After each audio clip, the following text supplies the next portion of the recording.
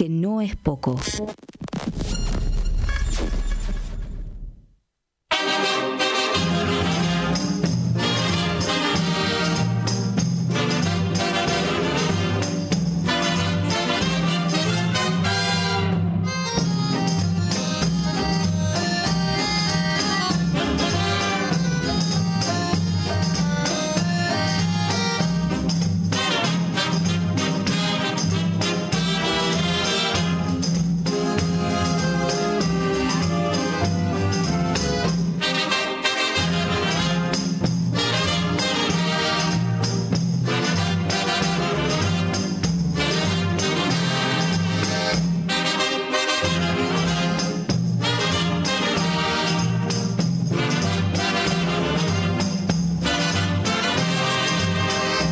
El domingo en la tribuna un gordo se resbaló.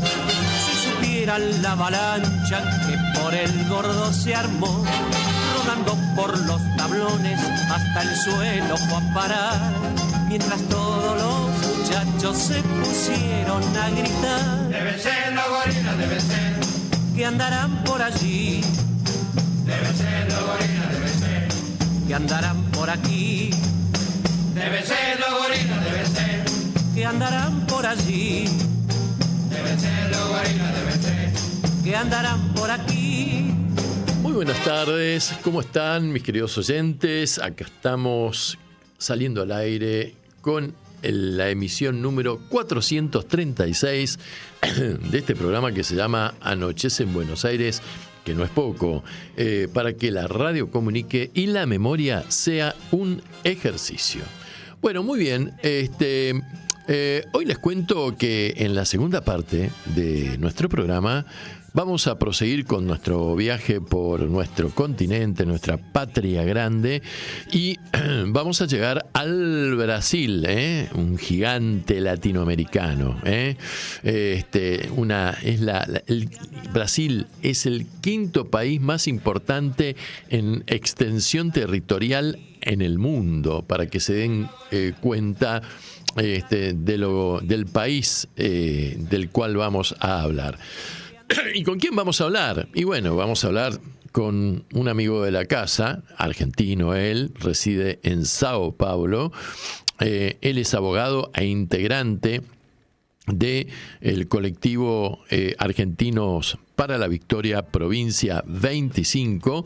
Me refiero nada más y nada menos que a Ramiro Cayano Blanco, con el cual vamos a estar hablando de una serie de temas que están sucediendo en el Brasil a raíz de pasada la tormenta y abortado el golpe de Estado que se intentó entre la derecha la alianza de la derecha bolsonarista con los grupos mafiosos del narcotráfico de voltear al gobierno de Lula. Bueno, ¿qué es lo que ha pasado? Se aquietaron las aguas. Leí por ahí que había un pedido de juicio político al gobernador, que primero le había noticiado a Trump, ¿no?, lo que iba a suceder, antes que al mismísimo presidente de la República Federativa del Brasil. Bueno, ¿qué es lo que está sucediendo o qué es lo que ocurrió con esta cumbre ecológica de la cual Lula fue anfitrión y que se desarrolló en una ciudad o pueblo amazónico? Es otro de los temas muy importantes esto. Y después, bueno, ¿qué consecuencias vislumbran en el Brasil con respecto al Tratado de Libre Comercio o bilateral que ha suscrito? No es tratado, es preacuerdo arancelario entre Argentina y Estados Unidos, y que implica evidentemente meter ahí un puñal en el corazón del Mercosur, para tratar de disolverlo cuanto antes, que fue una promesa electoral de parte de el entonces candidato a la presidencia de la Argentina, Javier Milei. De todo esto y de muchas otras cosas vamos a estar hablando hoy, último hoy que se conmemora una fecha importantísima para nuestra historia, que es el Día de la Soberanía Nacional, dado que durante la gobernación de Juan Manuel de Rosas, la Confederación de la República Argentina resistió estoicamente, heroicamente, además, la intromisión de las dos potencias imperialistas más importantes que había en el siglo XIX, y que estas cosas de la historia, ¿no? Me refiero a Francia e Inglaterra, que en realidad desde la Edad Media se vienen odiando, unos hablan mal de los otros, pero que acá se alinearon los planetas y intervinieron con una poderosa armada que vino, primero bloquearon el puerto en el Río de la Plata, el puerto de Buenos Aires, luego pretendieron remontar por el Paraná para decretar la libre navegabilidad de ese río y también del río Uruguay, a los efectos, en fin, de introducir el excedente de producción de mercaderías que tenían en ambos países que estaban en plena revolución industrial, ¿verdad? Y digo que fue heroico porque con una correlación de fuerzas y de tecnología mucho menor, el brigadier don Juan Manuel de Rosas le encargó a Lucio Mansilla la defensa para entorpecer el paso de las embarcaciones. Eligieron un lugar estratégico ahí cerca de en San Pedro, en donde hay un recodo del río Paraná que se estrecha. Pusieron cadenas y una serie de embarcaciones que obstaculizaban el paso de los invasores, que las rompieron, qué sé yo, intentaron un desembarco, pero no pudieron hacer pie y tuvieron que proseguir hacia el norte, en donde fueron hostigados por las fuerzas nacionales, por las milicias gauchas y de nuestros paisanos, y que en definitiva tuvieron que entrar en una compleja negociación diplomática, en donde destacó brillantemente nuestro canciller Arana, designado como tal por don Juan Manuel de Rosas, en donde, se retiraron de esta región, reconocieron la soberanía nacional argentina, y el hecho desde el punto de vista del derecho internacional público fue muy importante, porque fue por primera vez que estas potencias europeas reconocieron de igual a igual a otro Estado, que le tocó hacer la Confederación Argentina de las Provincias Unidas del Río de la Plata, como un Estado par a ellos, ¿verdad?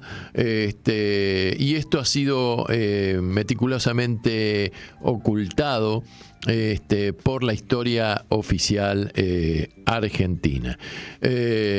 Así que a raíz de esto, mañana se inicia el último feriado largo, extra large, antes de las Navidades y del fin de año, dado que se va a prolongar hasta el día lunes inclusive. Bien, muy bien.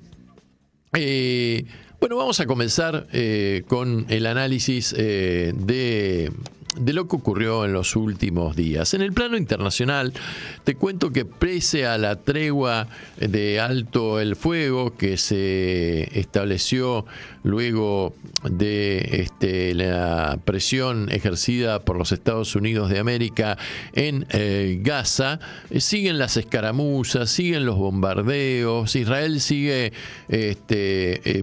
hostigando a la población civil palestina, y desde hace 3-4 semanas más o menos que se estableció el cese del fuego, más o menos se contabilizan unos 600 heridos por parte del ejército o de las Fuerzas Armadas israelíes. Hamas sigue entregando cadáveres según el compromiso asumido, los cuales son muy difíciles de localizar porque muchos de ellos estaban en los túneles que habían cavado la resistencia palestina, túneles que fueron destruidos por el ataque y la ofensiva israelí, y entonces muchos de ellos hay que ubicarlos entre los escombros, hay que trasladarlos, son recepcionados por las autoridades israelíes, que luego los someten a peritajes para constatar su identidad. Según el plan que se va cumpliendo, faltarían muy pocos rehenes a entregar. Se habla de 10 u 11 rehenes que faltarían, no sé si vivos o muertos, pero bueno, es una situación muy complicada, en donde además de eso ha marcado el estallido hace pocos días atrás de un verdadero escándalo político en Israel. ¿Por qué? Porque se filtró un video. Que fue suministrado en cuanto a la difusión del mismo por la jefa de la Fiscalía Militar israelí, la señora Yifar Tomer Yerushalmi, que admitió expresamente haber filtrado este material hace un año y luego dimitió a su cargo. Filtré materiales a la prensa para detener la propaganda mentirosa contra quienes intentan hacer cumplir la ley militar, declaró esta señora, y que asumía la plena responsabilidad de los contenidos publicados en la prensa y salidos desde mi unidad. ¿Qué es lo que se ve en el video? Se ve a un preso palestino siendo sodomizado, ¿no? Siendo sometido a abusos ilegales por parte de algunos militares israelíes con un objeto punzante. En realidad esto implica a 5 reservistas del ejército israelí. A consecuencia de esto, no solamente el preso palestino había llegado a un hospital para ser atendido con gravísimas lesiones, según lo informa la ONG Médicos por los Derechos Humanos, sino que también provocó la detención, mejor dicho, de 10 militares del ejército israelí, la mitad de los cuales, o sea 5, luego quedaron libres. Y bueno, recobraron su libertad. Los arrestos de estos militares provocaron manifestaciones frente a la prisión de Sde Teimán por parte de las fuerzas ultraderechistas de la sociedad israelí. Más allá de esto, se acerca el invierno en la Franja de Gaza, se acerca el frío, la gente está viviendo en tiendas o a la intemperie, y las organizaciones de derechos humanos están denunciando que esto podría provocar el colapso sanitario, sobre todo de los niños y de los ancianos, que no se están alimentando bien porque todavía no entran los suministros alimenticios, ni tampoco los suministros que hacen a la salud, y que los hospitales siguen saturados, sobrecargados, y además, como si todo esto fuera poco, la situación se vuelve mucho más crítica por los miles de desplazados que hay dentro de la franja de Gaza. Bueno, lejos de la franja de Gaza, en nuestro continente, en una zona hermosísima desde el punto de vista geográfico, como es el mar Caribe, también se está viviendo una tensión muy importante porque los Estados Unidos siguen plantados ahí con su flota, con tropas de élites, frente a las costas de la República Bolivariana de Venezuela, con el pretexto de combatir las mafias o los cárteles del narcotráfico. Bueno, se siguen produciendo actos provocadores de parte de la Armada norteamericana, atacando a embarcaciones por ser supuestos narcoterroristas y que ya han provocado más de 65 muertes, tanto en aguas del Pacífico como en aguas del Mar Caribe, ¿verdad? El Departamento de Estado norteamericano ha emitido comunicados en las redes en donde dice que el departamento tratará a los narcotraficantes exactamente como trató a Al Qaeda.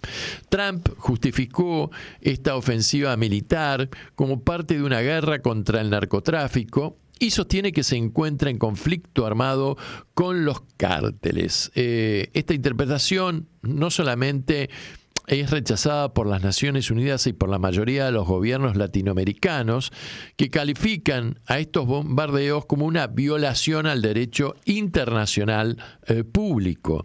Pero lo cierto es que esta campaña desplegada en esa región de nuestro continente y que ha implicado la movilización de buques de guerra y de aviones de combate, por ejemplo, a Puerto Rico, que tiene una base militar ahí que acoge a los aviones norteamericanos, reconoció haber destruido el Pentágono unas 16 embarcaciones, la mitad de ellas que se trasladaban en las aguas del Océano Pacífico.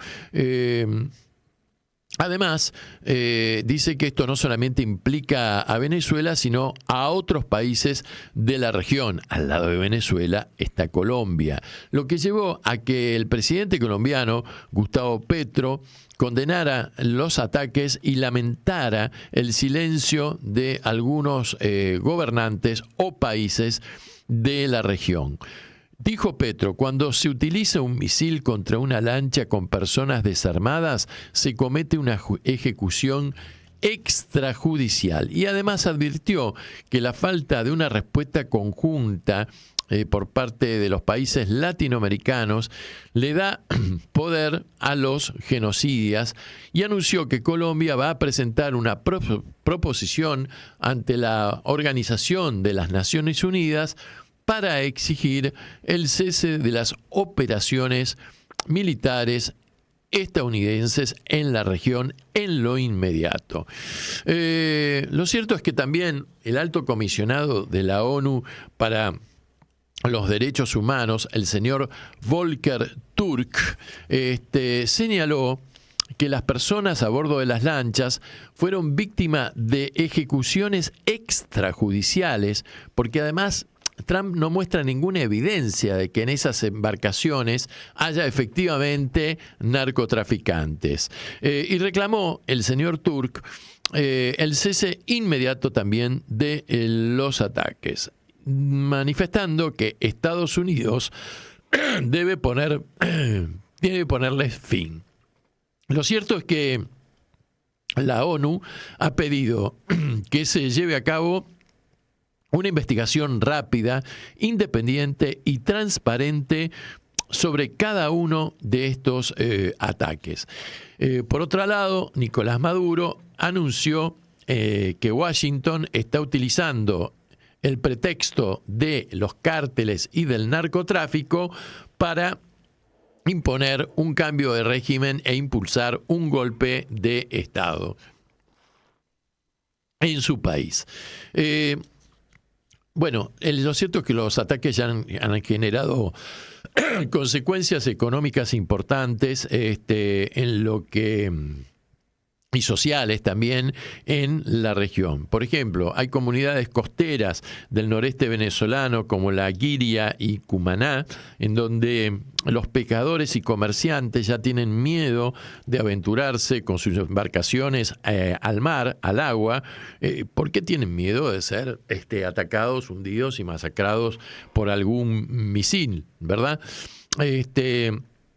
Así que, por otro lado, el Pentágono, con esta posición, esta actitud agresiva, colonialista, intervencionista, has retirado a Colombia de la lista anual que confecciona de países cooperadores con la lucha antidrogas, e incluyó a Petro y a varios de los miembros de su familia en la denominada lista Clinton, por presuntos vínculos relacionados con el narcotráfico. En una carta que fue dirigida al secretario de Estado Marco Rubio, que es el ministro de Relaciones Exteriores de Estados Unidos, un grupo de senadores o legisladores demócratas advirtieron que la Casa Blanca está haciendo uso de la fuerza militar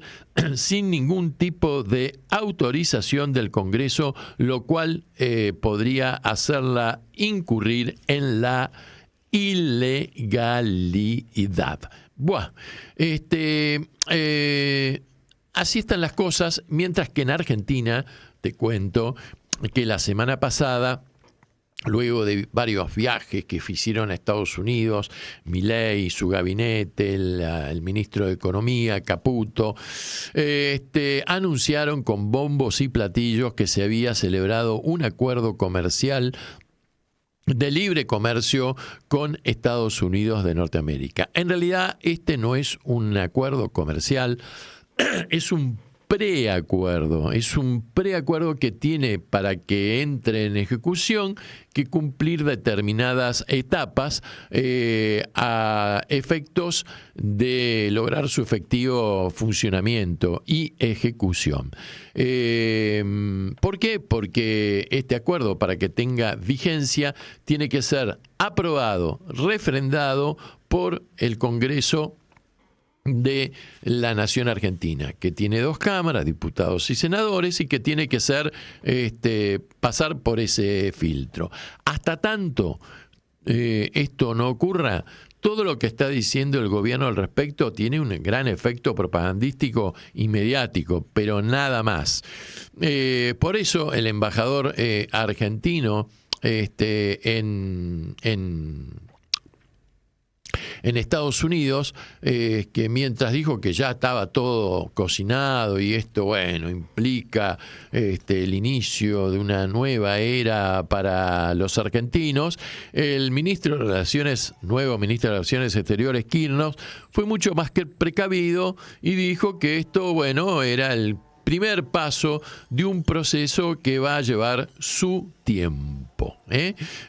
Ahora bien, el acuerdo tiene una finalidad, que es tratar de mandar un misil hacia el centro del Mercosur, partir el Mercosur. ¿Por qué? Porque implica, la negociación de aranceles entre ambos países, pero son países que no son complementarios, sino que producen las mismas cosas. Por ejemplo, la Argentina es un país agropecuario, también lo es Estados Unidos. La Argentina produce soja, también la produce Estados Unidos. Argentina produce acero, también lo produce Estados Unidos. Argentina produce aluminio, también lo produce Estados Unidos. Argentina tiene capacidad para producir satélites y mandarlos al aire, también lo hace Estados Unidos. Y vos sabés que el comercio internacional, desde siempre implicó, que los países intercambiaban bienes y productos que le faltaban a uno y que le faltaba al otro. Y luego, bueno, se establece ahí un equilibrio que tiene que ver con la balanza comercial de todos los países, Algunas arrojan déficit, otros superávit. Pero no es el caso de Estados Unidos y Argentina, a punto tal de que cuando se anunció que íbamos a exportar carne a Estados Unidos, el lobby ganadero de los Estados Unidos se movió, le tocó el timbre a Trump y le dijo: flaco, pone un límite en esto. De la misma forma que la ministra de Agricultura francesa anunció hace unos días atrás que el convenio o preacuerdo entre el Mercosur y la Unión Europea no iba a ser aprobado en principio por Francia, porque Francia es un país industrial y también de una gran producción agrícola. Entonces, las carnes argentinas afectarían en grado sumo la producción de los agricultores o ganaderos franceses, que, como bien sabemos, cada vez que se cabrean, marchan sobre París con los tractores y te invaden París con bosta de vaca, fardos de pasto, etcétera, etcétera, etcétera. Este es un preacuerdo que me parece que va a ser mucho más beneficiado los Estados Unidos que la Argentina, porque se refiere nada más y nada menos que a la explotación y extracción de recursos naturales que sí no tiene Estados Unidos, como son las tierras raras o extrañas, o por ejemplo el litio, que no existe en y además, por supuesto, de temas fundamentales como el agua, los acuíferos, el oro, el cobre, etcétera. Ahora, esto implica que la Argentina podría llegar a transformarse en un país de extracción de productos primarios que serían elaborados en el exterior y luego vendidos con producto valor agregado hacia la República Argentina. Más allá de considerar que los Estados Unidos también quieren avanzar estratégicamente con bases y presencia militar sobre nuestra Patagonia, para tener un control, por ejemplo, del Estrecho de Magallanes, que es uno de los puntos de contacto entre el Atlántico y el Pacífico. ¿Por qué? Porque todo esto está inmerso en un concepto que tenés que tener muy claro, que es que en el mundo hay una guerra en este momento. Hay una guerra comercial.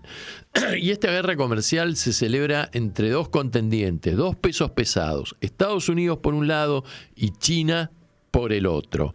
China no tiene presencia militar, pero sí tiene presencia financiera y económica, y produce y te invierte, por ejemplo, en la construcción de infraestructura, que por supuesto ella después utiliza. Por ejemplo, la construcción del puerto sobre la costa del Pacífico en el Perú, que es impresionante. O, por ejemplo, la planificación de un tren de alta velocidad que va a conectar la zona amazónica del Brasil con este puerto peruano con salida al Pacífico. Si no entendés esta situación geopolítica mundial, no vas a entender nada. Y dentro de esta guerra comercial hay alianzas, y la Argentina de Milei ha decidido alinearse sin ningún tipo de dudas ni críticas con los Estados Unidos y con el Estado de Israel. Bien, vamos a escuchar un poquito de música, un tema. Hace rato que no lo pasábamos, a Daniel Biglietti. Se lo vamos a dedicar a nuestra amiga Laura Oaco, que nos escucha desde Mar del Plata, y también a botija que tenemos en la radio como compañero, Manolo Daluz. Daniel Biglietti, en un tema que viene de Periquete con el tema que estamos analizando. La senda está trazada. Vienen por nuestros recursos naturales.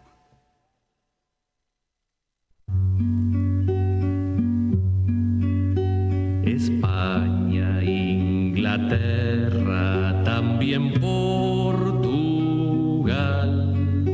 y ahora es a los yanquis que les toca actuar. Llevamos ya 2 siglos trabajando al sol, no haciendo otra cosa que cambiar patrón. América Latina ya lo está gritando,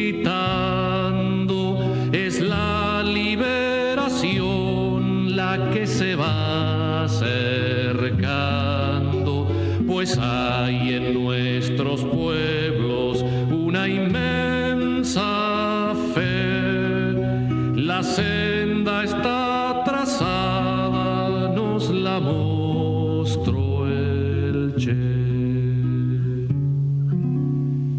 Vamos a nuestras minas a sacar nuestro cobre, vamos a nuestros pozos a sacar petróleo, demos nuestro sudor para sacar plata y estaño, seguiremos esclavos al cabo del año.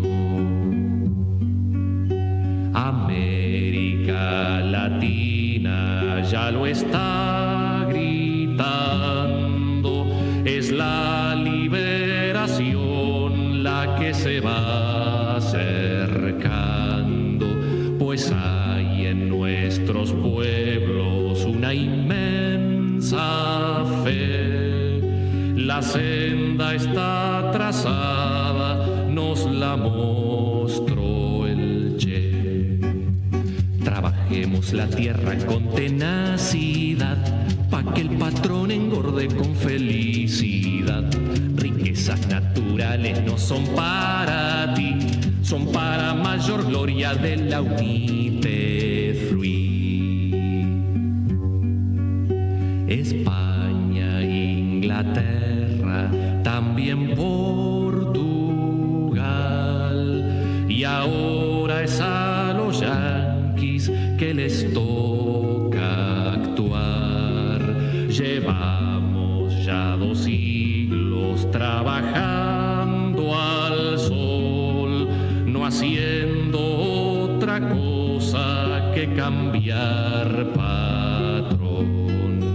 América Latina ya lo está gritando, es la liberación la que se va acercando, pues hay en nuestros pueblos una inmensa fe. La senda está trazada, nos la mostró el Che. Seguí escuchando. Anochece en Buenos Aires, que no es poco.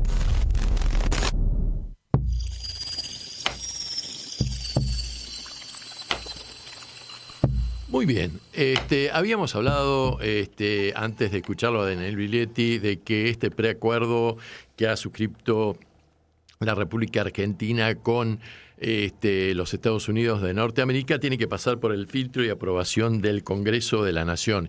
Y aquí hablamos de diputados y de senadores, quienes se están moviendo activamente desde antes de asumir el cargo en reemplazo del ex ministro Francos. Es el Colorado Santilli, nuevo ministro del Interior, que se está reuniendo con los distintos bloques de diputados en el Congreso, del que tiene representación en el Congreso, y también con los gobernadores para aprobar los proyectos que van a ser enviados en sesiones extraordinarias en 2 etapas, parece ser en el mes de diciembre y luego en el mes de febrero, y que tienen que ver con la reforma laboral, con la reforma fiscal o impositiva, con el régimen previsional y jubilatorio, y también con la reforma del Código Penal, y lo más importante es el tema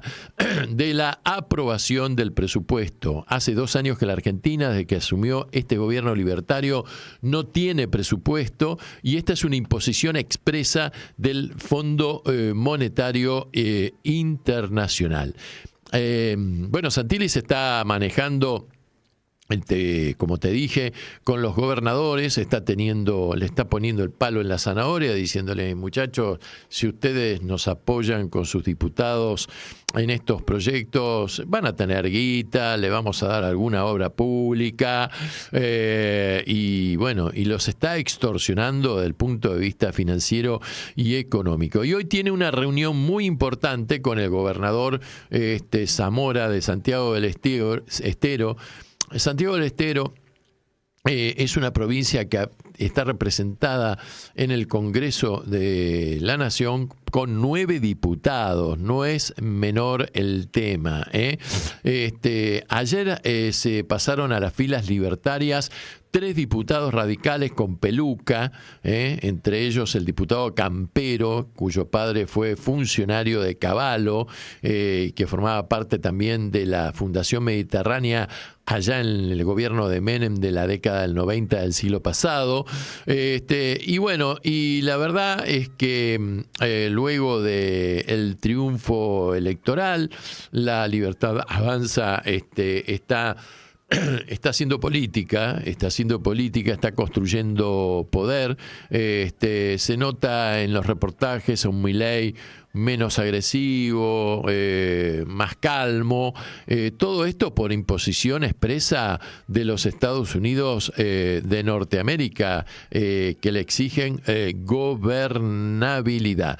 Y mientras tanto, si esto da resultado y logra que los diputados de algunas gobernaciones apoyen a estos proyectos de la Libertad Avanza se podría llegar a constituir en la primera minoría y desplazar como tal a Fuerza Patria en la Cámara de Diputados. Mientras tanto, en el Senado va a desembarcar dentro de pocos días Patricia Bullrich, que tiene un duelo muy particular con la presidenta del Senado y a su vez vicepresidenta de la República, la doctora Sandra Villarruel, y el otro día le pidió expresamente a través de las redes que apoye los proyectos en la Cámara Alta que presente el oficialismo, y no los boicotee ni obstaculice.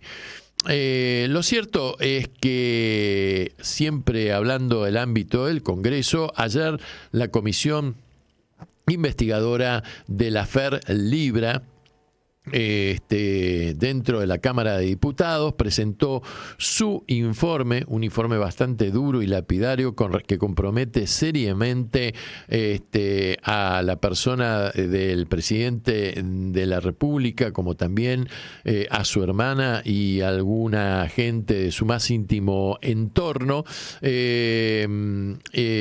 Ninguno de estas personas, salvo algún funcionario menor del Banco Central de la República Argentina, se presentaron a las citaciones que les efectuó esta comisión investigadora antes de presentar su informe. Y lo cierto es que informarían como conclusión el mal desempeño del presidente de la República a cargo de la primera magistratura.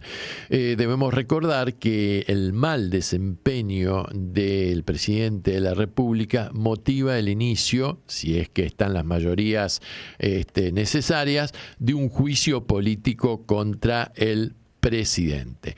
Vamos a ver qué es lo que pasa esto. Vamos a ver, además dijeron que acá se obstaculizó toda la actividad que impulsó esta comisión investigadora, y también con alguna complicidad de la justicia. Hablando de la justicia, quien ayer se presentó pero no declaró nada, se negó a declarar en esta instancia de la declaración indagatoria, fue el abogado Diego Españolo, ex abogado de Milei, ex encargado de ANDIS, la Agencia Nacional de Discapacitados, que se negó a declarar. Lo puede hacer, evidentemente, porque nadie está obligado a declarar contra sí mismo, pero quien sí habló fue su abogado, el doctor D'Alessandro, que dio a entender de que las grabaciones que se presentaron, en donde lo hacen aparecer a su patrocinado, han sido editados con inteligencia artificial, que no son verídicas, y que su cliente va a aportar la pericia sobre los audios en su oportunidad. Es de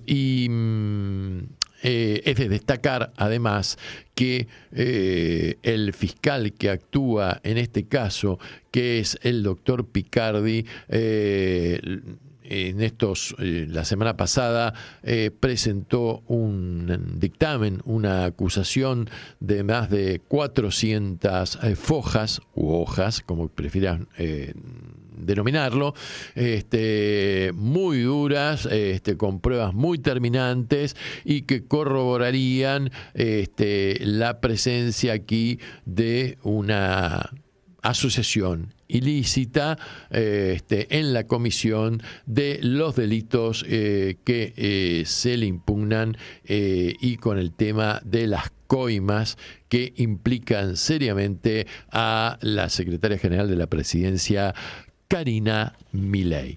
Bien, vamos a escuchar otro tema de un gran cantante que escribía canciones, fue famoso por escribir canciones para niños. Me refiero a Walter Johnski, y el tema tiene que ver con el folclore latinoamericano y se llama Estaba el negrito aquel. Muy lindo tema.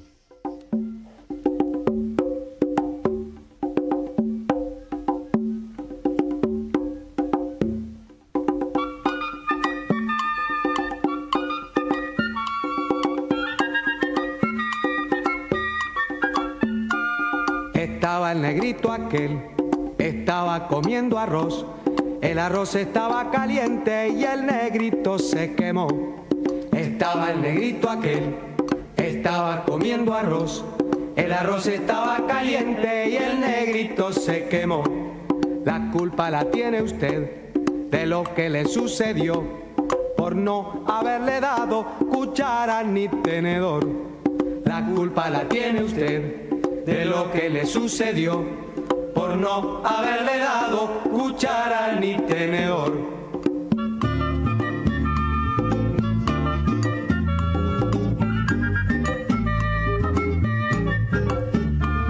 Ni cuchillo ni tenedor, con la mano se lo comió.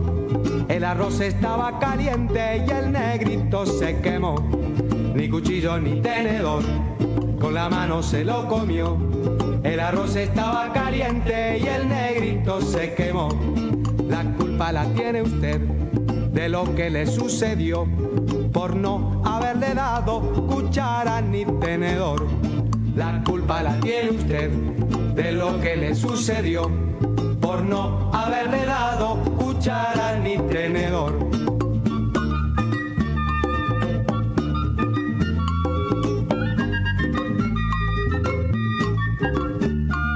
Ni cuchillo ni tenedor, ni cuchara ni cucharón. El arroz estaba caliente y con la mano se lo comió. Ni cuchillo ni tenedor, ni cuchara ni cucharón. El arroz estaba caliente y con la mano se lo comió. La culpa la tiene usted de lo que le sucedió por no haberle dado cuchara ni tenedor. La culpa la tiene usted de lo que le sucedió por no haberle dado cuchara ni tenedor. Ni cuchillo ni tenedor, ni cuchara ni cucharón.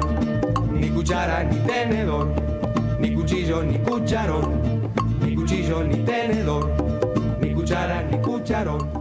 Ni cuchara ni tenedor. Estás escuchando Anochece en Buenos Aires. Que no es poco.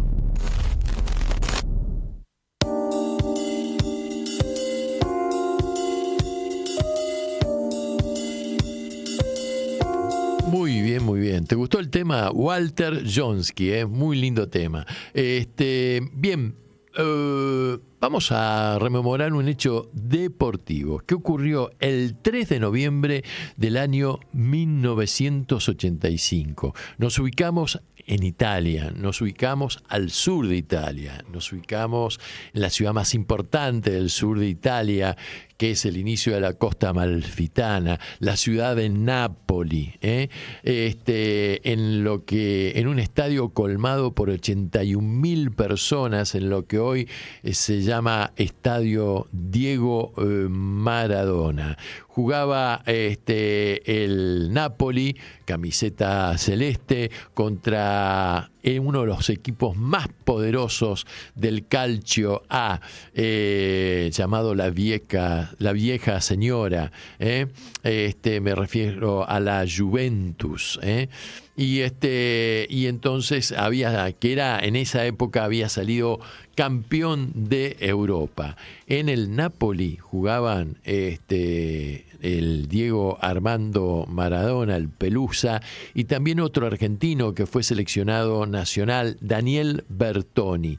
Bueno, Daniel Bertoni en un momento del partido entra al área con pelota dominada en el área chica de la Juventus, le hacen falta, cae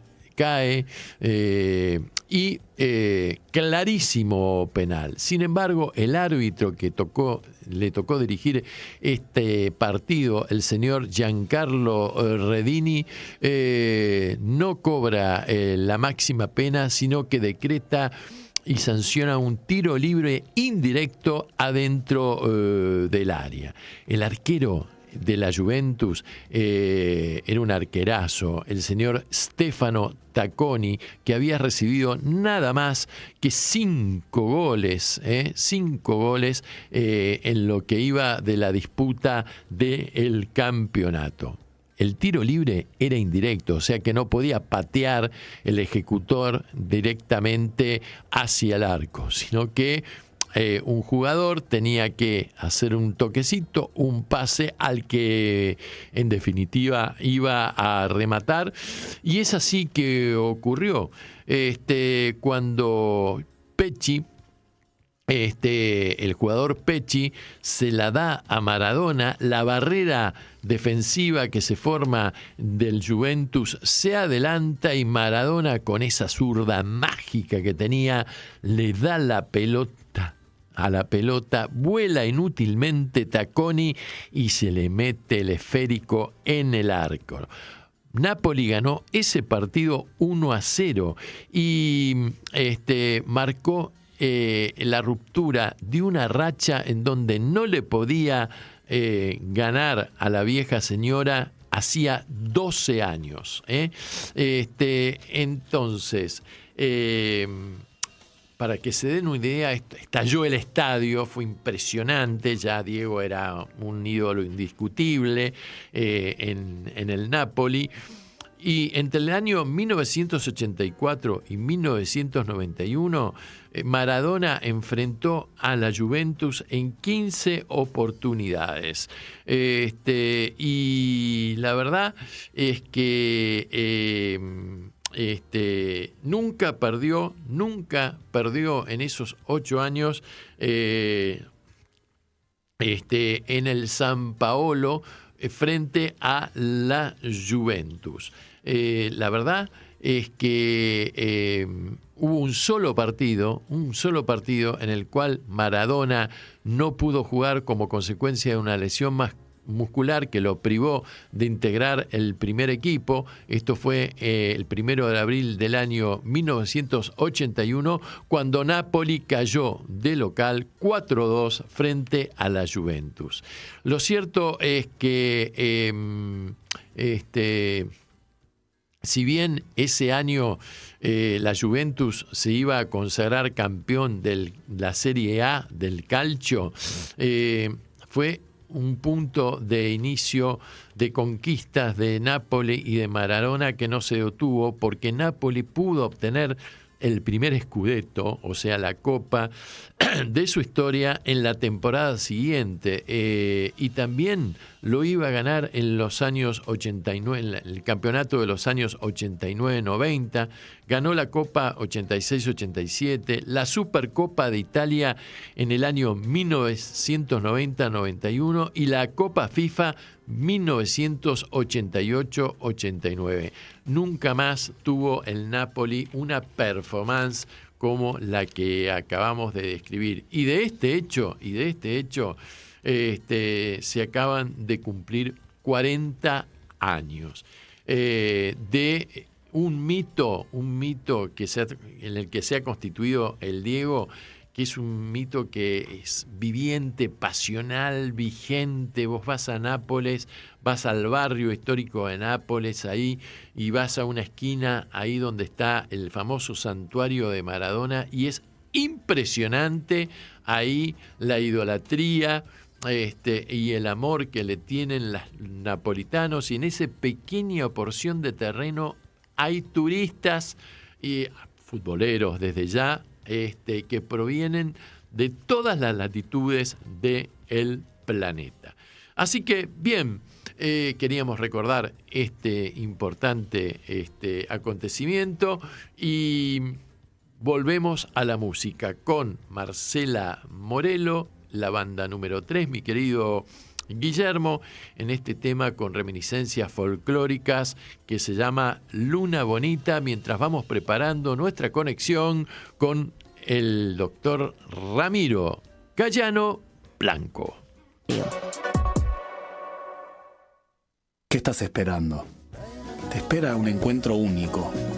Te espera tu historia, afectos, abrazos. Te espera tu identidad. En Abuelas te estamos esperando. 4384-0983 www.abuelas.org.ar. Esta es la voz de mi nieto. La grabamos en el patio de casa unos días antes de que lo secuestraran. Pedro, así se llama mi nieto, fue secuestrado el 3 de septiembre de 1976. Desde ese momento lo estoy buscando. Siempre pienso en Pedro, en cómo estará, si jugará al fútbol, si estará estudiando, si tendrá novia. A veces creo que si escuchara su voz la reconocería. Me encantaría que diga abuela. Pedro existe.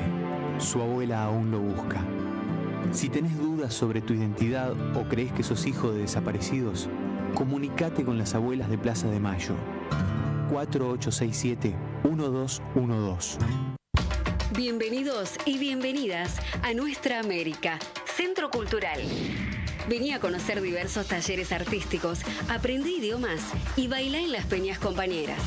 Estamos en el barrio porteño de Almagro, Perón 3390, Ciudad Autónoma de Buenos Aires. Vení, conocenos, conocete. Nuestra América. Fin de espacio publicitario.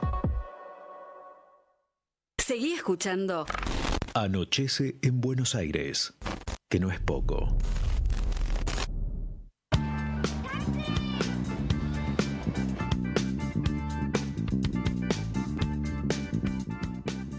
Muy bien, tristeza no tiene fin, tristeza no tiene fin. Oh, Río de Janeiro continúa lindo, no tan lindo últimamente Río de Janeiro, pero qué rico debe ser comerse. Hace rato que no me como una rica feijoada, Así que, ¿estás por ahí, mi querido Ramiro Cayano Blanco?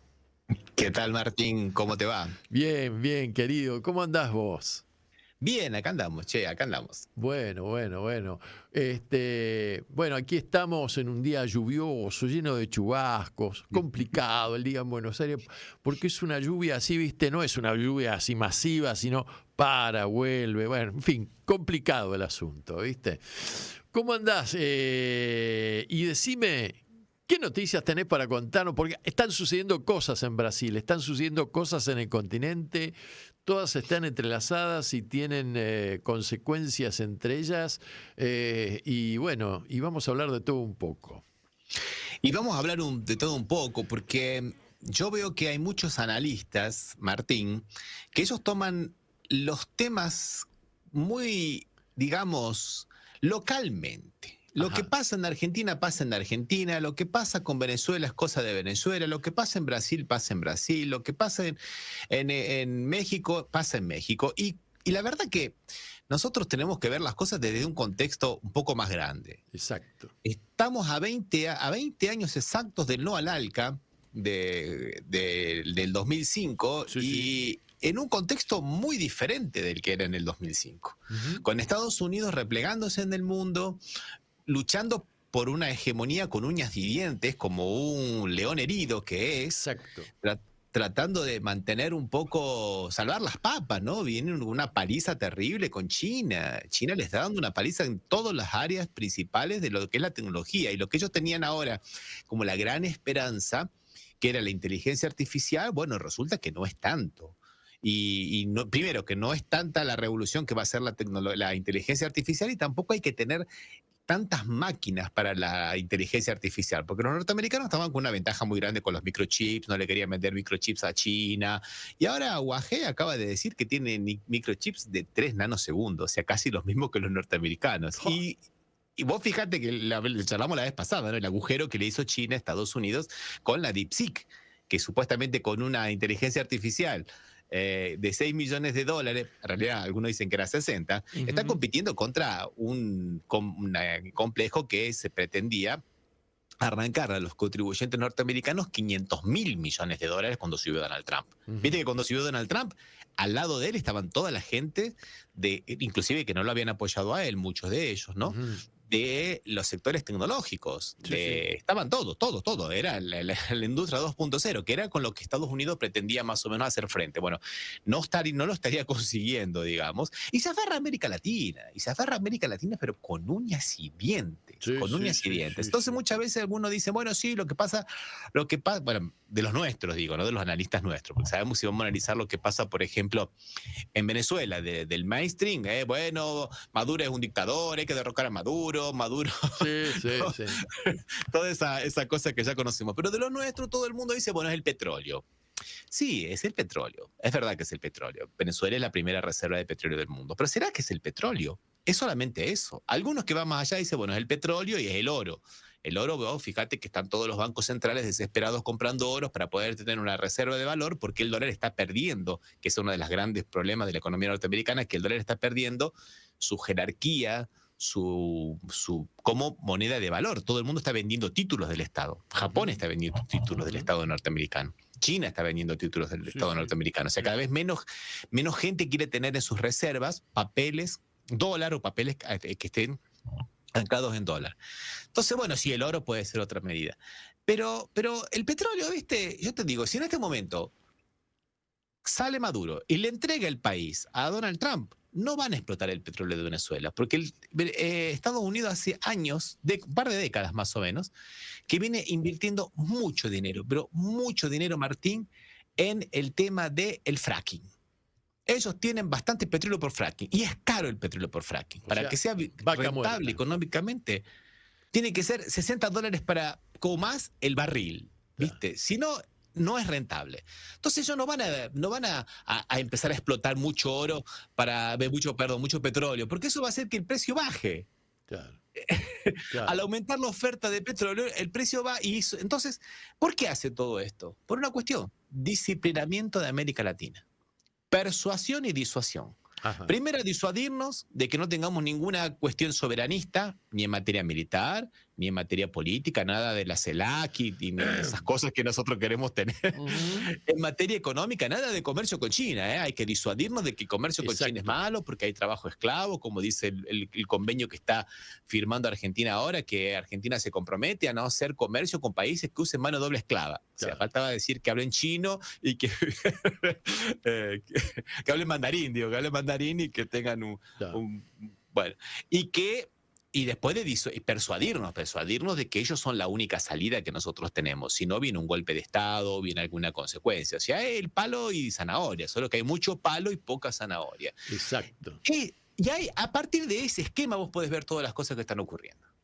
Lamentablemente es así.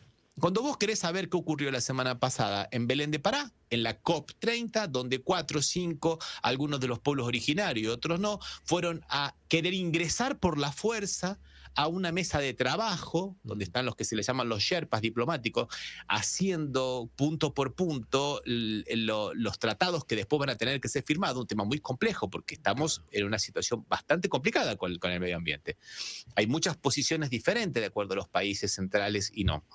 y donde Lula necesita tener resultados, porque él apostó mucho a todo esto de la COP30. Ajá. Él apostó mucho. Ajá. Él dejó prácticamente de lado la reunión de los BRICS por la COP30. Él tenía un año para hacer todo lo que es la agenda de los BRICS. Tuvo la presidencia es de Brasil por todo este año. Le entregó en julio, porque supuestamente tenía que hacer la COP30. La verdad que fue bastante poco lo que hizo Brasil en materia de los BRICS. El año pasado fue Rusia hizo 200 eventos, hizo eventos deportivos, artísticos, culturales, académicos, literarios, de todo tipo. Hizo hasta los Juegos, hizo las Olimpiadas de los BRICS. Mirá, Rusia. mirá, qué bárbaro.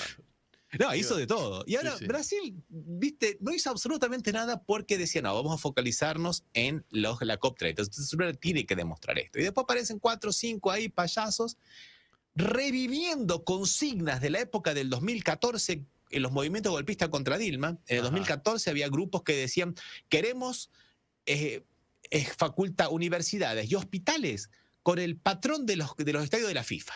No va a haber copa. Hasta que no tengamos hospitales con la misma calidad de los estadios de la FIFA, no va a haber copa. Y ahora salieron algunos, 2 o 3, básicamente, supuestamente de los pueblos originarios, junto con algunos otros activistas de ultraizquierda, que sabemos muy bien que muchas veces juegan como quinta columna, vamos a decirlo, sin tapujos. Y si hay alguno de la ultraizquierda trosco, maoísta, esos que me perdonen, pero lamentablemente suelen ser masa de maniobra, a decir, ¿sabés qué dicen ahora? Cuando en la tribu, porque Lula alquiló, digamos, esos cruceros, porque, claro, cuando en Belén de Pará es una ciudad que no tiene mucha infraestructura, yo la conozco hace muchos años, no tiene mucha.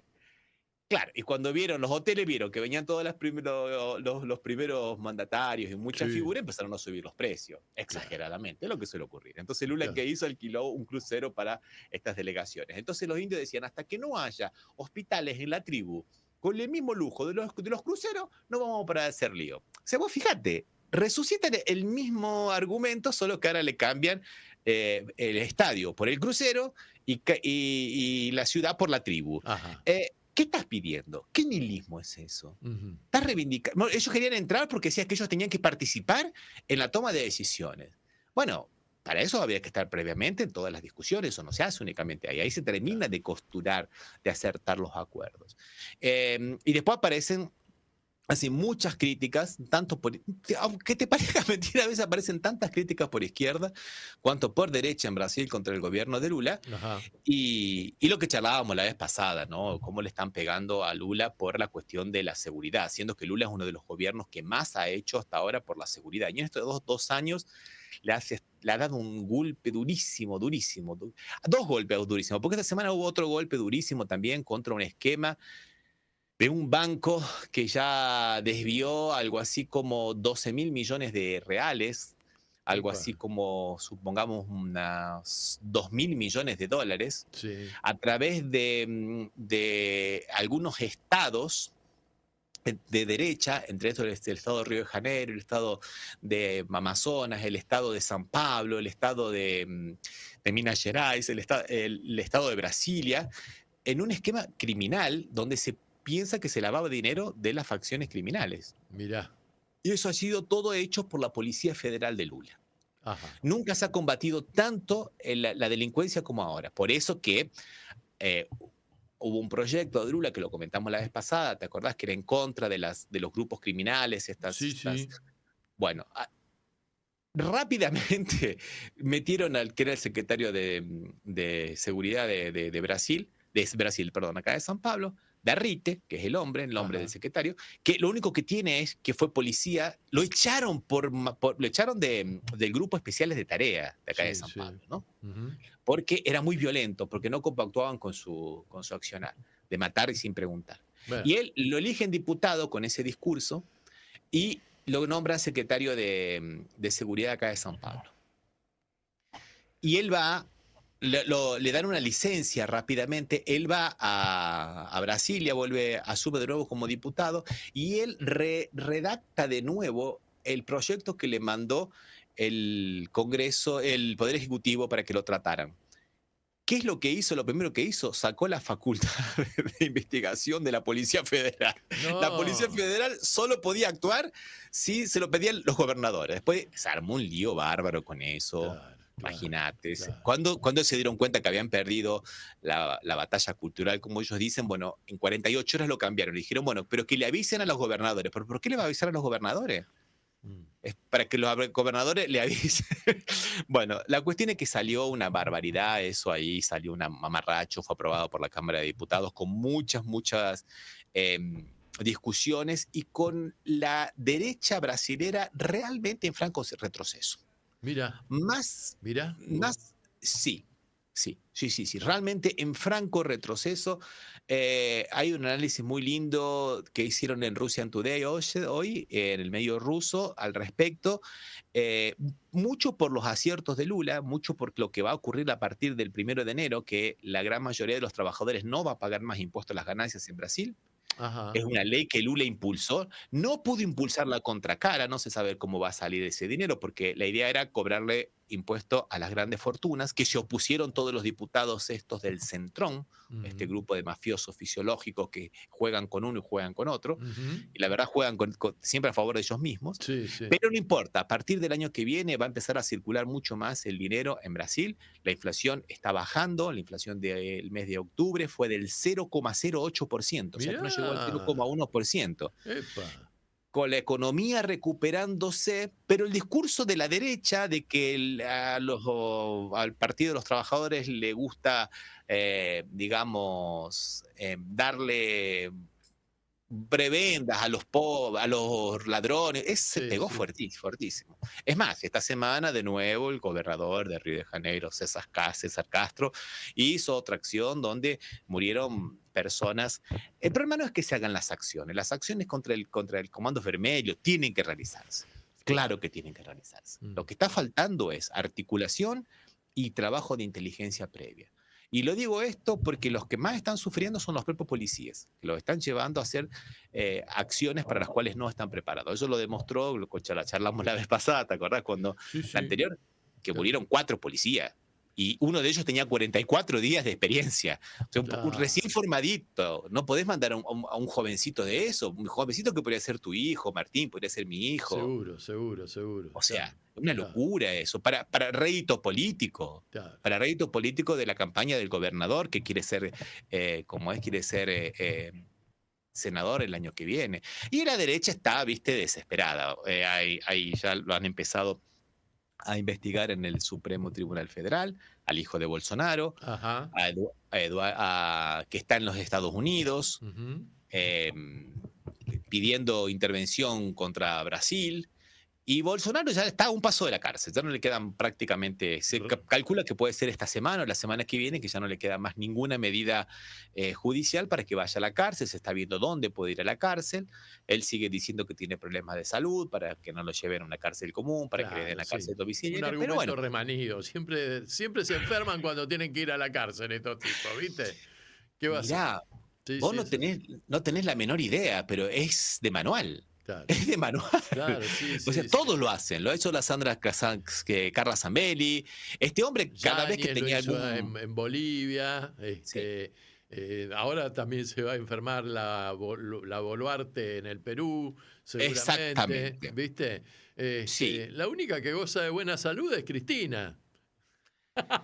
Y Lula, que se quedaron 580 días. Y Cristina, que está ahí más firme que nunca, y no les gusta eso, ¿viste? Porque están todos locos los periodistas. Bueno, ustedes están en Argentina, que les voy a contar yo a ustedes, ¿no?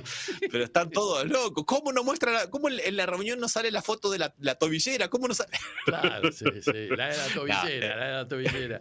Che, Ramiro, escuchamos un poquito de música y después volvemos, que esto está muy entretenido. Claro. Bueno, vamos a escuchar el tema número 4, Guille. Ahí nomás, por Mariano Godoy.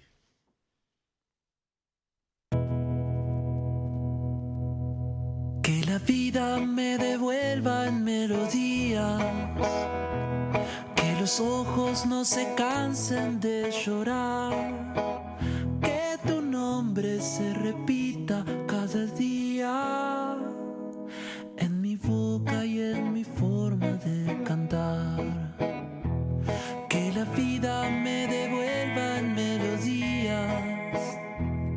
las guitarras que por vos hice sonar, que tu nombre se repita cada día en mi boca y en mi forma de cantar.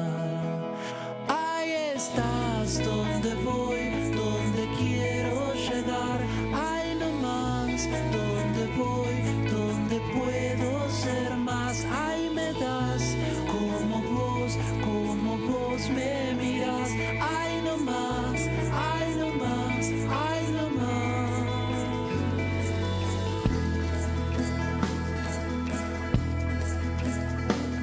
Que la vida me devuelva en melodías, que los ojos no se cansen de llorar, que tu nombre se repita cada día en mi boca y en mi forma de cantar. Ahí estás donde voy, donde quiero llegar.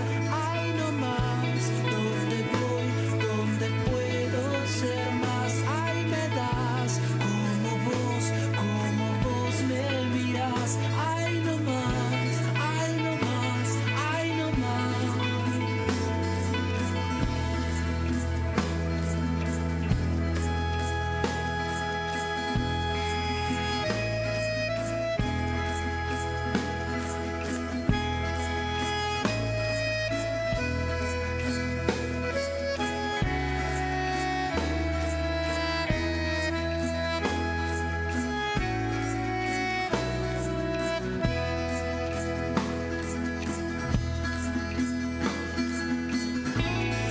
Y todo lo que el tiempo hizo de mí es solo una manera de estar aquí. Seremos lo que quieras, por Dios, vení.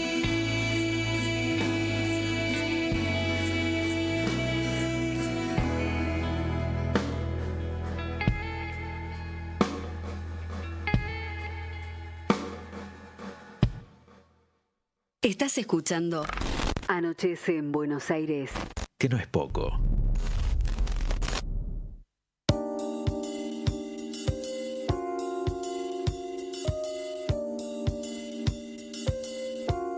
Bueno, salimos a la cancha nuevamente.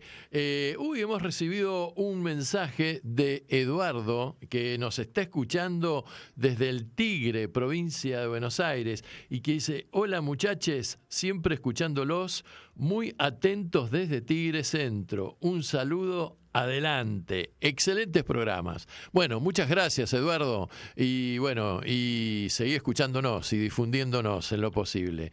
Les paso una noticia cultural. El próximo martes 18:30 en la sala Leonardo Fabio del anexo del Congreso de la Nación, que queda en la calle Alsina 1385, cierra un ciclo de cine africano, así que con entrada libre y gratuita. Excelente el nivel de las películas que se están proyectando y que culminan el martes que viene con este ciclo. Bueno, Ramiro, ¿estás por ahí? Uy, no te escucho. A ver. Para que tenemos un tema con el audio acá. No sé por qué. ¿Estás ahí? Ahora sí, ahí apareciste. Che, decime, Ramiro, en definitiva, a ver, ¿hubo alguna conclusión de esta reunión en el pueblo amazónico ecológica?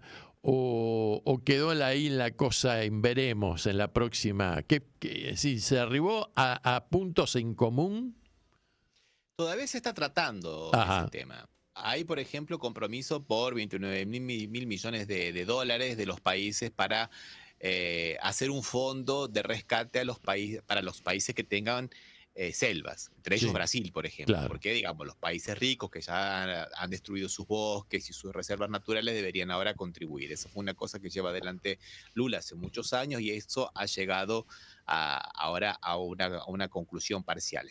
Todavía se está terminando de ver eso y por ahí, viste, qué sé yo, te digo la verdad, no se habla mucho de ese tema acá en Brasil. Lo que más se habló fue de Merz, el primer ministro alemán, que tuvo unas declaraciones bastante horribles, ¿no? Me Cuando imagino. llegó a Alemania, no sé si se apareció, son de Argentina, No. llegó a Alemania y dijo que Belén de Pará es una ciudad horrible y le preguntó a los periodistas, bueno, ¿alguien quería quedarse allá? No, nadie, viste, es horrible la ciudad, viste. Ah. Nada como Alemania, que tiene ciudades maravillosas y todo lo Bueno. demás. Bueno, imagínate que...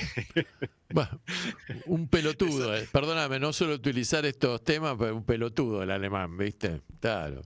Y mirá, yo te diría que un poco más, ¿viste? El abuelito, ¿viste? No era trigo limpio y él fue criado con el abuelito y a nosotros nos gustaría que como buen alemán, hombre público, hiciera algunas críticas de algún régimen que ya gobernó ese país y el hombre parece que no hace muchas críticas, todo lo contrario, ¿viste? Claro. O sea, supremacista en muchos aspectos. Está muy de acuerdo con las declaraciones que él tiene, ¿no? Alemania está en una crisis grave. Alemania hace 3 meses que está en recesión técnica. Claro. Y él dice que Alemania va a volver a tener el mejor ejército de Europa porque es el país económicamente más poderoso. Y todo ese tipo de discursos que la verdad que no están muy de acuerdo con lo que es la realidad europea en este momento. Europa es un continente cuyos países tienen que empezar a repreguntarse cuál va a ser el futuro, qué es lo que van a hacer, si van a seguir con la motosierra que están haciendo. Sí. Viste que acá todos los países quieren elevar la edad para jubilarse, recortar los servicios sociales, Sí. recortar aquel sistema de bienestar social que tanto le envidiábamos en los años 80, ¿no, Martín? Que Sí, claro. que Sí, era sí. una cosa que todo el mundo quería tener ese sistema de bienestar social y que ellos han ido resignando. Claro, también fruto de la modernidad, de la gentrificación, ¿viste? También fruto de muchas cosas, pero bueno, hay que repensar todo ese tipo de cosas. Seguro. Ellos tienen que pensarse. Hay una persona que yo sigo bastante, Martín, y que me conecta con lo que pasa en España principalmente, que es Ajá. Jorge Alemán. Ajá. Y Jorge Alemán la semana pasada dijo, Europa está terminada. Así, y lo dijo desde todo el punto de vista, inclusive desde el punto de vista intelectual. Tiene Mirá. que ver hacia dónde va o por lo menos tratar de reciclar lo que ya tiene, pero ya llegó a un punto muerto. Que él te lo diga, que es un hombre de la academia, que es un hombre, un científico, por más que sea argentino, tiene toda su vida hecha en Europa, en España y en Europa, y se codea con todos los grandes intelectuales de Europa. Que él te diga eso da un poco la idea de qué es lo que está pasando en Europa, pero también en las estructuras de Europa, ¿viste? Porque Francia también hubo unas manifestaciones muy grandes, que como en Argentina, de la gente que no quería que les recortaran derecho de las jubilaciones, y la policía fue muy truculenta, como se vio hace 2 o 3 años atrás, y bueno, y pasó la ley, y ahora quieren hacer de nuevo otra. Y Inglaterra también, bueno, la propia Alemania, ¿no? Diciendo que hay que terminar con el sistema de bienestar social porque necesitamos hacer un fondo de 800.000 millones de euros porque viene la invasión rusa. Mirá vos, qué bárbaro. Entonces, están todos en esa. Estaba escuchando a un eurodiputado alemán que era de otro partido que del partido de la diputada Wagenknecht, que es un poquito más de izquierda, una centro izquierda por ahí medio derechosa, pero bueno, un poco, digamos. Y él decía, en el Parlamento Europeo no se puede hablar de nada, porque ellos solamente hablan en contra de Rusia. Cuando uno tiene una posición un poco diferente, esto no estoy defendiendo a Rusia, te aclaro, estoy diciendo la obsesión que tiene Europa con el tema Rusia, no estoy defendiendo a Rusia, no estoy defendiendo lo que hace en Ucrania, no estoy defendiendo nada de eso, ¿no? Pero ellos tienen la visión de que Rusia, hoy mismo lo ha dicho de nuevo el jefe del Ministerio de Seguridad y Defensa de Francia, que hay que prepararse para la guerra con Rusia en el 2030. Mirá. No te estoy hablando que lo dijo, viste, un bloguero, Claro. un general que es la voz autorizada de eso, que hay que prepararse porque la guerra con Rusia en el 2030. O sea, ¿esto a qué viene? Viene a que, bueno, en este mundo que estamos, ¿no? Complicado. Complicado. Muy complicado. Y esos son los que estaban participando mayormente en la COP30. Mientras por otro lado es que hay muchos otros países como la propia China, ¿no? Que está haciendo unas inversiones gigantescas en medio ambiente Sí, y sí. ciudades que vos hace 15 años atrás no podías ni respirar, hoy no sentís ni el ruido de los autos. Y están llenas de árboles. Y está llena de árboles. ¿Y sabes cuántos árboles plantó China en los últimos 20 años? Millones. 50 billones de árboles. 50 billones Qué de árboles. bárbaro. Mirá qué bárbaro. Tienen el día de plantar el árbol, que es obligatorio, pero no lo hacen obligatorio. Ya se les ha incorporado. La gente va, se casa plantando los arbolitos ese día. Mirá qué bien. Las parejitas jóvenes plantan arbolitos, se sacan la foto. Y plantan árboles en el desierto. Están haciendo unas cosas fantásticas. Impresionante. Impresionante. Sí, Impresionante. sí. Pero bueno, la COP está en ese sentido. Mira, yo te digo la verdad, ¿por qué ponía también un poco lo de Europa? Porque hay un tema muy complejo. En España, por ejemplo, hay una ley que le da exenciones impositivas y algunos estímulos a las empresas de supuestamente energía verde. O sea, las famosas granjas de paneles solares. Sí. Y están terminando con lo que es los olivares del sur de España. ¿Por qué? Exactamente. ¿Por qué? Porque por ley ellos van y dicen, bueno, quiero poner una granja de paneles solares aquí y el dueño de la tierra se la tiene que alquilar. Y si no se la alquila por ley, la puede expropiar el Estado. Sí. O sea, y eso por eso que también es otro de los temas por el cual el aceite de oliva ha encarecido tanto, ¿viste? Claro, entre otras claro. cosas, entre Ahora, otras cosas. sí, También sí. no es por eso, entre otras cosas. Y ayer estaba escuchando que en Alemania estaban talando 12.000 manzanos para poner granjas solares. Entonces vos explícame, hay un curro, porque sabemos muy bien que esas empresas son muchas veces de apadrinados políticos, ¿viste? ¿Por qué cambiar árboles por paneles solares? Claro. Para la ecología, explícame, Claro, ¿viste? Claro. Entonces hay muchas cuestiones cuestionables. Yo no te estoy diciendo que vamos a adherir al discurso terraplanista de que el mundo está normal y que estos cambios son cosas de la naturaleza y que siempre es fácil. No. Claro. Hay que realmente cuidar, hay que volver a las raíces, hay que volver a muchas cosas que nosotros nos mal acostumbramos. Vos, Martín, tenés más o menos mi edad y sabés que cuando íbamos a nosotros a comprar azúcar a la despensa del gallego de la esquina, el gallego agarraba un papel de madera, le ponía el azúcar y tenía una habilidad para hacer una bolsita. Sí, es verdad. Sí. Hoy te compras una de esas galletitas que vienen importadas y viene con la lata. La lata con papel celofán. Adentro viene una cosa de cartón. Y después cada galletita viene con su... Déjame de joder.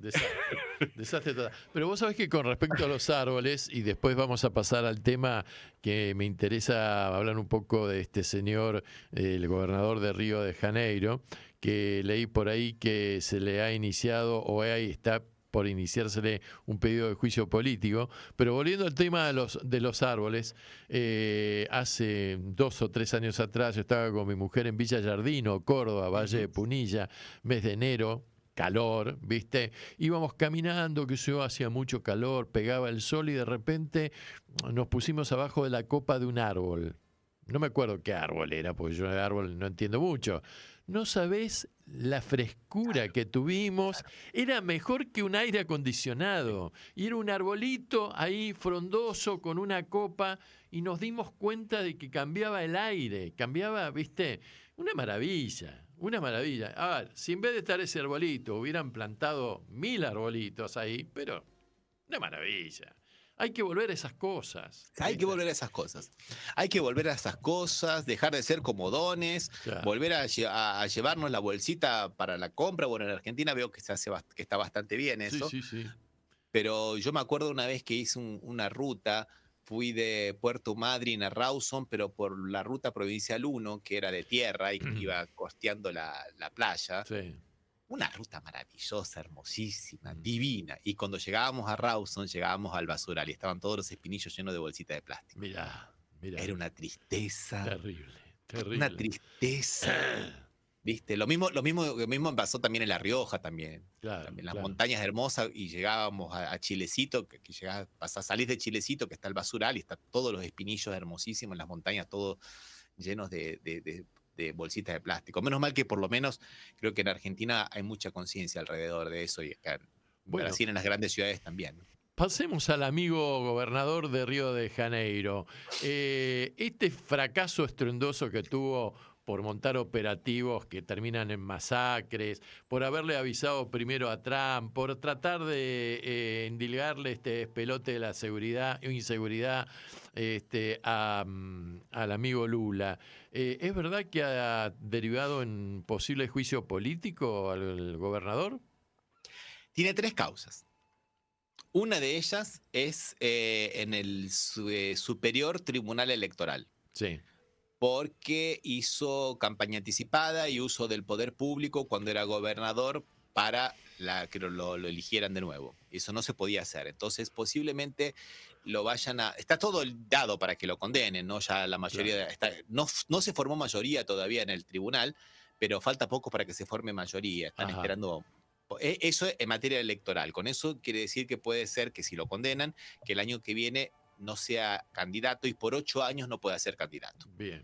Puede tener algunas penas más, pero bueno, por lo menos es.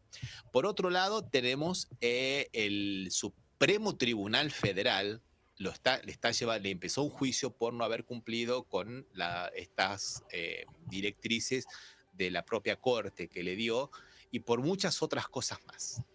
Por muchas otras cosas más. El juez que lleva adelante este caso, Alexandre de Moraes, fue la semana siguiente a Río de Janeiro y tuvieron una reunión muy tensa, de la cual no se dijo absolutamente nada, pero todo indica que, digamos, le dieron un buen tirón de orejas. Y después, claro que puede haber un juicio político, pero ahí ya depende un poco de la legislatura de Río de Janeiro, que no es para nada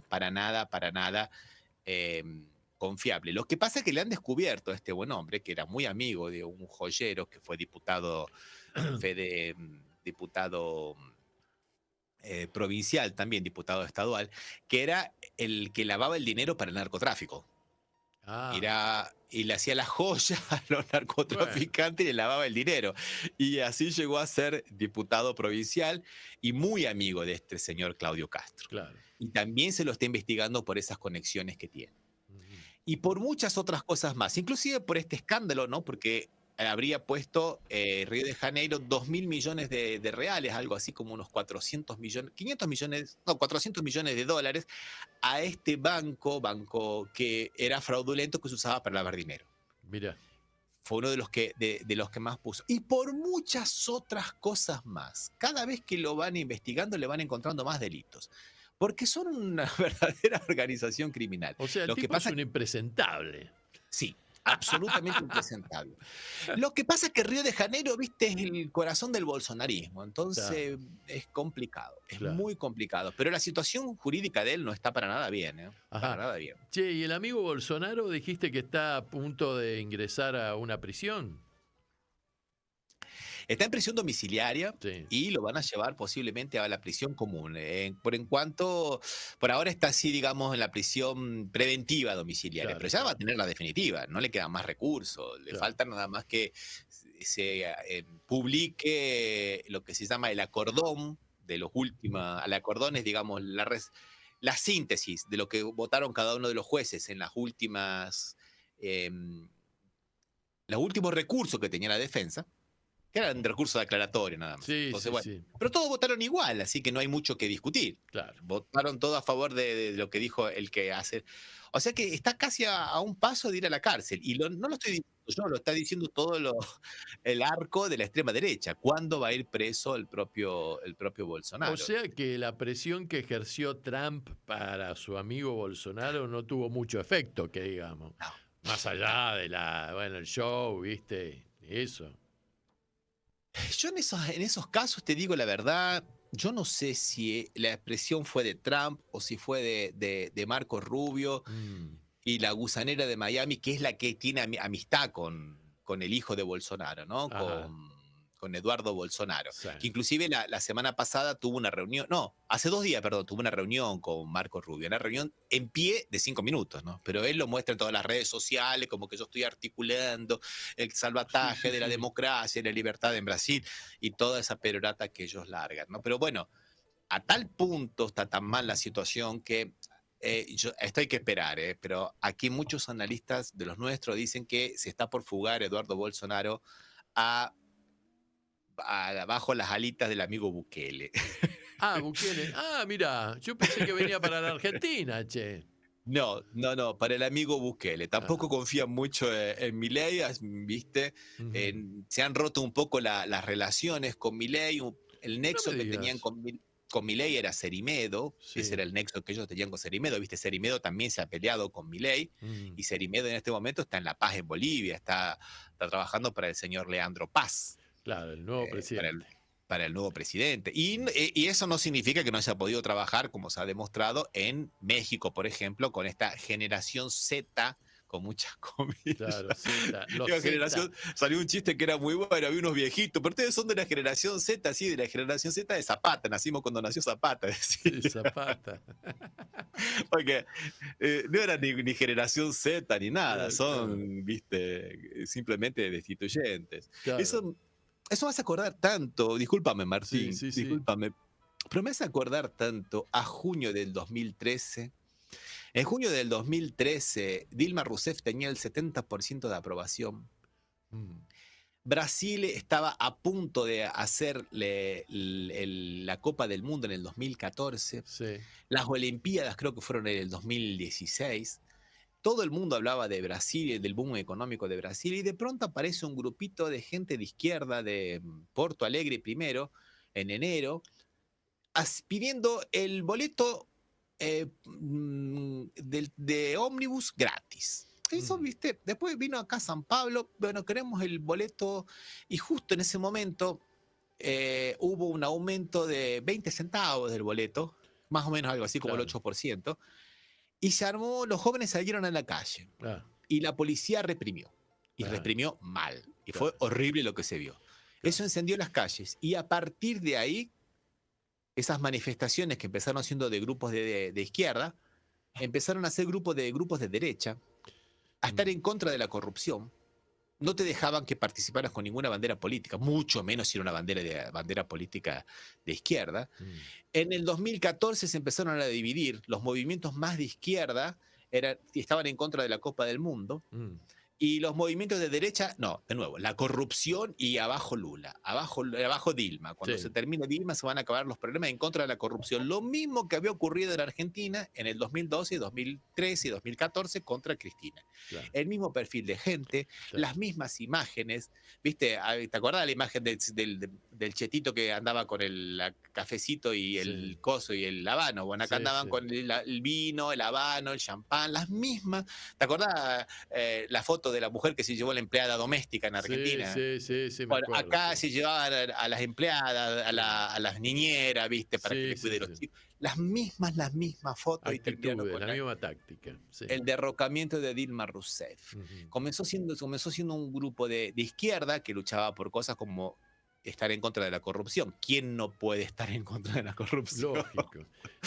Y terminaron en la destitución de Dilma Rousseff. Ramiro, nos faltan 13 minutos y quería tocar 2 temas antes de irnos. El primero es cómo pegó este acuerdo que firmó, preacuerdo, que tiene que pasar por el filtro y aprobación del Congreso Nacional, o sea, diputados y senadores, porque somos bicamerales, que suscribió Milei con Estados Unidos, cómo pegó en Brasil, qué impacto tiene esto en el Mercosur, y después me gustaría 2 o 3 minutitos que hablemos, porque hoy en la Argentina es el Día de la Soberanía Nacional. Bueno, esa respuesta de Milei te la voy a hacer muy cortita porque el tema de la soberanía nacional es todo un verdadero tema. Mira, pasó con bastante indiferencia. mucha prensa de derecha decía, por ejemplo, Argentina va a firmar un acuerdo con Estados Unidos y Brasil se queda afuera. O sea, que ellos querían firmar el mismo acuerdo, ¿viste? Mirá vos. Decían, menos mal que Brasil se queda Menos mal. afuera, ¿viste? Sí. Claro. Menos mal, pero no se ha visto todavía muy bien el peligro que es para Brasil y para el Mercosur, ¿no? Porque hay sinceramente, a lo poco que se sabe, esto lo estaba charlando con Valerdi, con el economista de Argentina, ¿viste? El profesor de la Universidad de La Plata. Lo poco que se conoce va en contra del Mercosur, porque le da tarifas preferenciales a Estados Unidos en contra de las tarifas del 35% de los productos del Mercosur. Claro.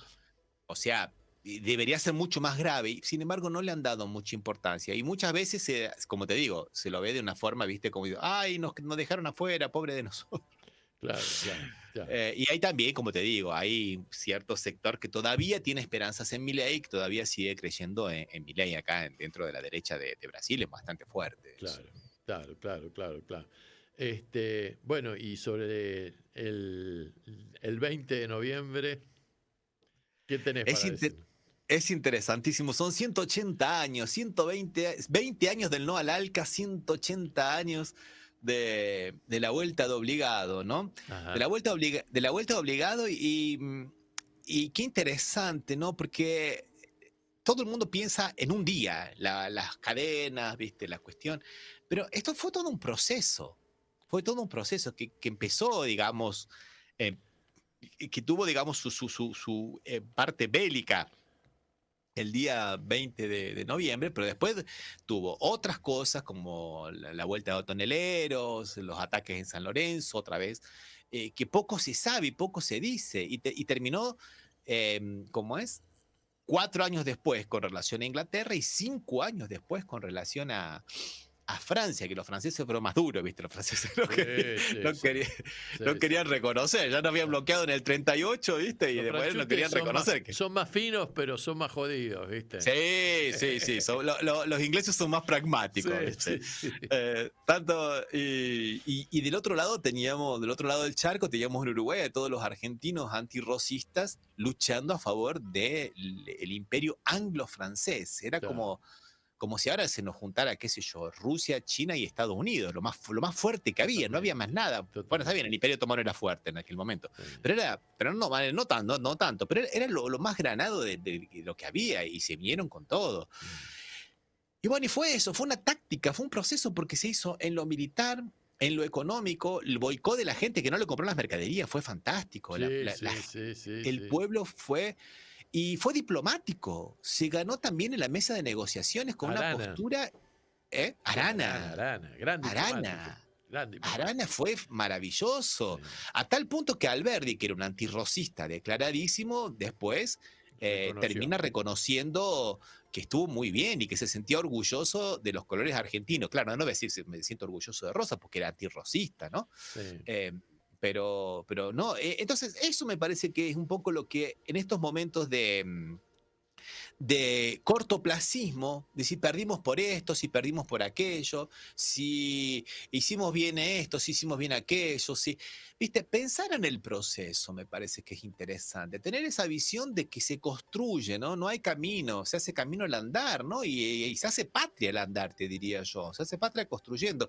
Creo que ese es el robo del mitrismo que nos ha dejado conmemorar una derrota, porque la vuelta obligado fue una derrota, fue una derrota táctica, no se quería ganar, se quería retrasar. Desde el punto de vista táctico se consiguió el objetivo, digamos que es una victoria, pero pasaron. O sea, fue... y eso, y que la victoria se construye paso a paso. No es un rayo que cae del cielo no, se construye paso a paso. Y bueno, sí, también hay momentos en los cuales estamos más abajo y otros en los cuales estaremos más arriba, pero hay que ir avanzando, ¿no? Es tan importante la gesta de obligado. San Martín consideró que la gesta de obligado fue más importante que el cruce de los Andes, que todavía hoy día el Paraná es una vía geoestratégica impresionante, a punto tal de que actualmente está siendo navegado por marinos norteamericanos. La Argentina tiene que soportar esa afrenta. Justamente este año Milei firmó un acuerdo con los Mariners, no sé qué, con la Armada norteamericana, y para combatir el narcotráfico, curiosamente, ¿no? Y los ingenieros norteamericanos de la Armada norteamericana, los ingenieros militares navales norteamericanos, son los que están trabajando en Paraguay, en la parte de la hidrovía del río Paraguay, en Paraguay, supuestamente porque tienen mejor know-how con el tema de la ecología. Mirá. Claro, utilizan esos caballitos de batalla, esos argumentos, ¿viste? Claro. Ahora, también lo importante me parece que es destacar la figura histórica de don Juan Manuel de Rosas, que fue un verdadero líder latinoamericano, porque Rosas, el proyecto político, geopolítico que tenía, era la de volver a reunificar, por supuesto, liderándolo él, ¿no? Lo que había sido la geografía de la unidad del Virreinato del Río de la Plata, que había sido dividido en varias repúblicas como consecuencia de la diplomacia británica, inglesa. Entonces lo que quería era de nuevo conformar ese bloque, esa unidad, que en realidad es lo que tenemos pendiente. Bueno, hay un historiador que a mí me gusta mucho, Jorge Abelardo Ramos, que dice que Argentina es un país porque América Latina fracasó en ser una nación. Claro. O sea, la nación, tanto así que su libro de historia más conocido es La Nación Latinoamericana, se llama. Sí. La Nación Latinoamericana. Sí, sí. Y además de esa gesta, de esa gesta bélica, hay que recordar también que lo que hizo Rosas en 1935 fue la ley de aduanas, que no hizo más allá que hacer la misma ley que hicieron los norteamericanos contra los ingleses en 1795 fue la primera, bueno, hizo varias así, sí. Que era protejamos nuestras fronteras y después... Y nuestra industria, nuestro comercio. Nuestro comercio y nuestros productos, tanto así que Argentina exportaba botas. Argentina exportaba botas. Me contaba un amigo que es mucho más observador que yo cuando estábamos hablando al respecto, que en el programa en el Zorro, en la versión antigua, decía, llegaban a California botas de Argentina. No me digas, qué maravilla, qué perlita esa, por favor. Qué perla, qué perla. Sí. O sea, y es lo mismo que estamos tratando en Argentina desde que Belgrano era secretario del consulado en la época colonial, que Belgrano decía, no hay que exportar cuero, hay que exportar zapatos. Exacto. Y ahora, en este momento, Milei quiere que nosotros exportemos piedra. Eso vamos a exportar, porque no vamos a exportar minerales, vamos a exportar piedra con minerales, que ellos lo pagan moco, declaran las toneladas de lo que quieren. Y es eso, vamos a exportar piedra. Seguro. Y nos van a dejar los ríos contaminados, los ríos envenenados. La tierra, los agujeros. Y bueno, yo no sé si vos fuiste alguna vez a Atacama, a Calama. No. En el norte de Chile. No. Bueno, es realmente tristísimo ver cómo bueno, también es la explotación minera también, ¿no? Claro. Pero bueno, sí. Pero es tristísimo porque han destruido todo lo que es el desierto. Bueno, pero acá tuvimos algo parecido con el famoso quebrachal de Santiago del Estero, ¿no? Y del norte de Santa Fe, con los ingleses, ¿no? Esa hermosa película de Bulicher, que se llama Quebracho, precisamente, y en donde, bueno, estuvieron ahí explotando el tanino durante 50 años y un día se fueron y dejaron ciudades fantasmas y un bosque impresionante de quebracho destrozado, ¿viste? 16 millones de hectáreas. ¿Qué te parece? Seguro. 16 millones de hectáreas totalmente destruidas. Y hoy en el mundo entero esos viejos durmientes de ferrocarril se están comprando en las compraventas para hacer barras para las casas, para hacer que se ponen de moda y todo eso. Acá en Brasil también, Acá en Brasil se consiguen todavía durmientes de quebracho, y quebracho es una madera durísima en las condiciones en las cuales crece. Y sin embargo, en Argentina sí tiene la idea de que todos los santiagueños son vagos, los del norte de Santa Fe son vagos. Andá vos con un hacha a las 3 de la tarde. Sí, seguro. A echar un quebracho, ¿Qué ¿viste? te parece? Bueno, querido Ramiro, se nos acaba el tiempo. Bueno, un placer de nuevo hablar contigo. Bueno, ya somos prácticamente como de la familia. Y bueno, y te abrazo fuertemente desde acá del sur. Y bueno, y estamos siempre en contacto, así que en cualquier momento volvemos a salir al aire. Y viva la soberanía. Exactamente. Y viva don Juan Manuel de Rosas, Carajo. El restaurador. Chao, Rami. Un Chao, abrazo. un abrazo, Martín. Chao, chao, chao. Bueno, y nosotros nos estamos yendo. No sé si sigue lloviendo afuera. No sé cómo llegaré a mi casa si nadando. Acá me dice mi compañera que llueve mucho. Bueno. Acá vamos a afrontar los efectos climáticos como sea y llegaremos. Así que, y nosotros nos encontramos dentro de 7 días en esto que se llama Anochece en Buenos Aires, que no es poco para que la radio comunique y la memoria sea un ejercicio. Feliz feriado largo del Día de la Soberanía. Chau, cuídense.